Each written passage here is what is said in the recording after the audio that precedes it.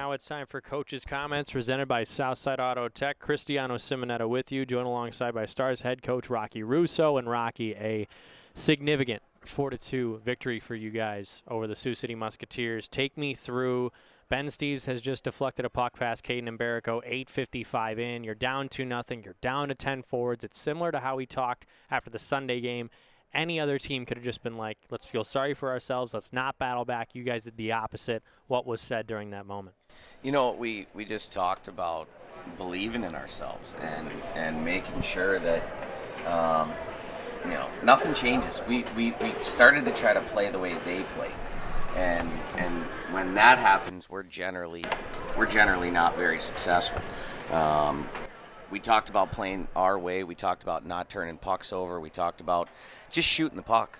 You know, all of a sudden we're trying to walk guys. We're trying to make the extra move, and we're never any good that way. You've watched all our games this year. You know when we're good and when we're not. And so we went back to our process, back to our habits, and you know, more than anything, it was like, let's kind of get out of this first period. We know we're not playing really well. I think we probably turned about 40 pucks over in that first period. But then it was settle down, refocus, get back to what we're good at, and chip away. And obviously we're able to do that. Luke Johnson comes away with two big goals, both on the power play, one on the 5-on-4 in the second period, another later in the third period on the 5-on-3. We've always talked about the elements that this power play boasts. You have LeMay, who's top 5 in the league in power play assists. Thompson not too far behind him. Those two combined for a Dalton Norris one-timer. Johnson at the corner in the third. But in the second period, it's just getting back to basics with LeMay keeping the puck in somehow. Norris at the right point, Johnny at the slot. Just the power play.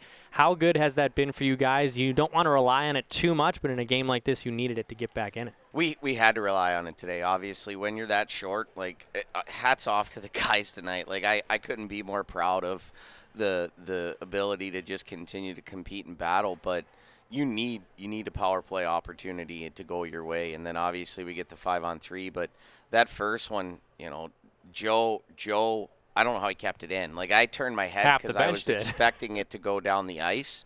And then not only does he keep it in, he makes a play to Daltz. Daltz with a great pass right to Johnny and an awesome shot by Johnny. But that's hats off to Johnny.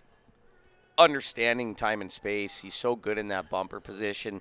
He's able to make himself available, and he does. He gets up, he gets his feet going down the ice, and he's able to put it in the net, and all of a sudden it's 2-1. And Dashiell Oliver comes up huge in the third period. Let's talk about the tying goal, however, with Antonio Fernandez.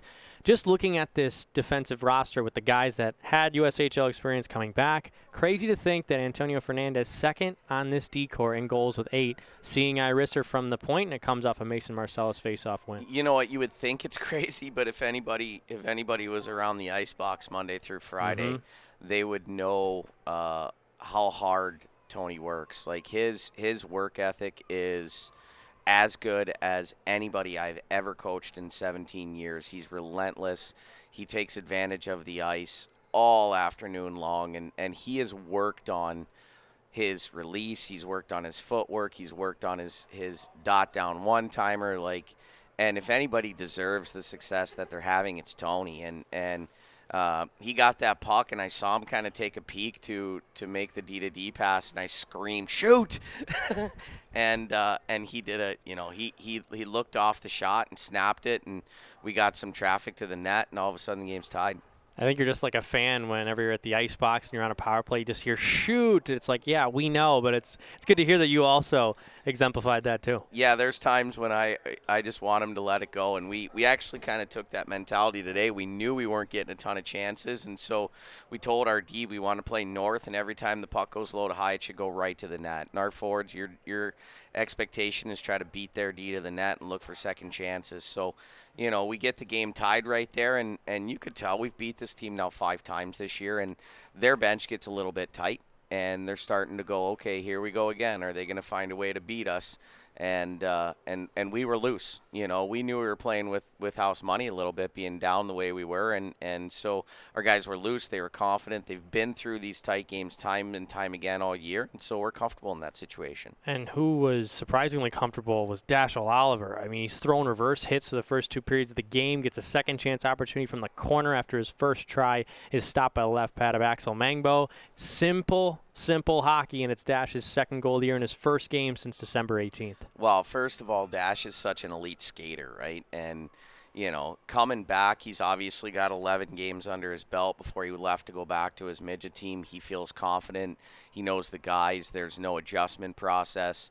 And, he was happy, excited, that big Dashiell Oliver smile right from when I saw him a couple days ago when he got into town. And he affected the game tonight with his feet. And he played physical, and what a big goal for such a young guy to be able to give us a 3-2 lead. One last one. Sorry, Rocky. A little bit longer when you have so many storylines throughout this victory, and none bigger than Caden Mbarico. 36 saves on 38 shots. I mean, it could have been 5-0 in period number one, but Caden just time and time again on uncontested shots from the slot, a breakaway. He was fantastic. What do I have to say and ask you about with these goalies every single night they give you a chance to win, and Caden stole this one? You know what? Caden did steal it. And as good as we played, right, and he stole the game. And sometimes you need your goalies to be able to do that for you. And each of them has done that a couple times this year. And I think we're very fortunate. I don't think there's anybody in this league that has two goalies as good as our two goalies. I think that's fair to say.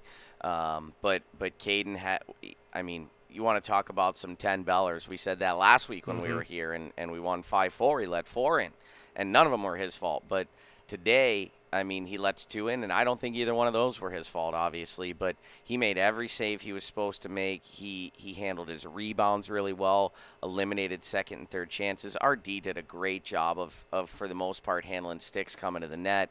Our forwards sacrificed and blocked pucks. Like, you want to talk about a great team win. I can't be more proud of our guys, and I've been saying it now for a few weeks. I really love where our culture's at right now. I love the buy-in that we've got. There's a lot of belief in this room. The change is noticeable, and anybody that's around this group that's watched it develop and grow from September to now, this is why I coach, because I love the developmental process of an 8-month season and watching these guys just continue to get better, continue to bond as a family, and we're seeing that now, and it's a lot of fun to be around them. Well said, Rocky. Congrats on the win. We'll see you tomorrow. Thank you.